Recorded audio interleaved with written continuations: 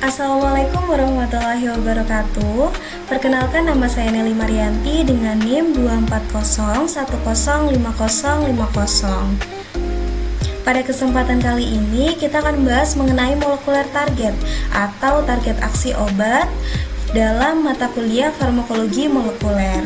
Kita akan membahas mengenai obat baclofen dengan target kerjanya pada reseptor GABA B, yaitu salah satu reseptor penting yang berfungsi menghambat atau menenangkan aktivitas di sistem saraf pusat. Di dalam otak kita, neurotransmitter utama yang bekerja sebagai penghambat adalah GABA, asam gamma aminobutirat. GABA ini bekerja melalui dua jenis reseptor, yaitu GABA A dan juga GABA B.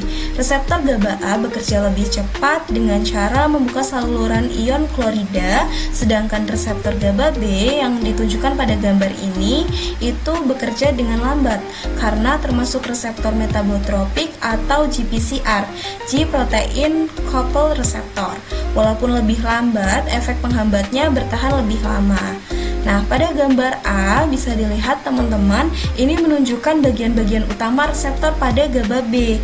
Ada venous flytrap module atau VFTM di bagian atas yang jadi tempat GABA menempel. Modul ini tersambung dengan cysteine rich domain atau CRD, lalu diteruskan ke bagian transmembran dengan 7 helix yang menancap di membran sel dan menjadi ciri khas GPCR. Nah, selanjutnya pada gambar B ini menggambarkan detail struktur reseptor.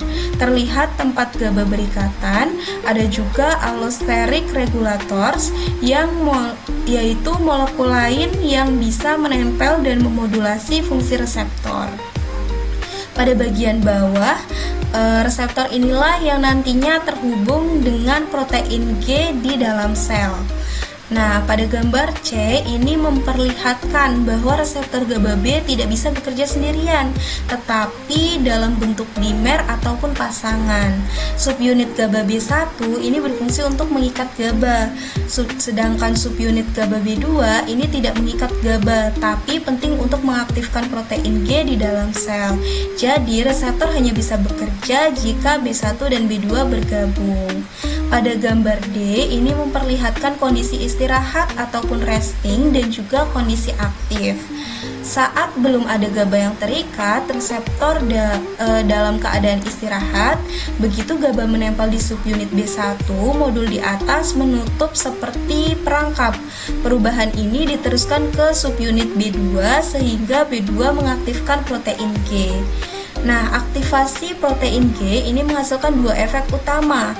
Yang pertama, menutup saluran kalsium di presinaps sehingga pelepasan neurotransmitter berkurang.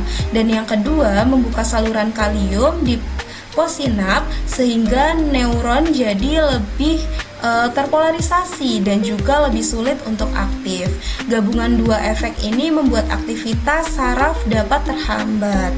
Nah, dalam dunia farmakologi, reseptor GABA B menjadi target obat baclofen. Baclofen ini merupakan obat yang meniru kerja GABA sehingga bisa langsung mengaktifkan reseptor ini.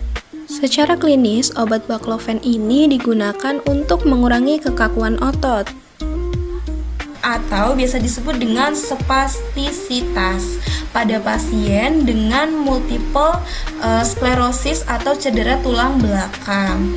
Obat ini juga sedang diteliti untuk nyeri saraf atau neuropatik, gangguan cemas, bahkan ketergantungan alkohol ataupun obat-obatan.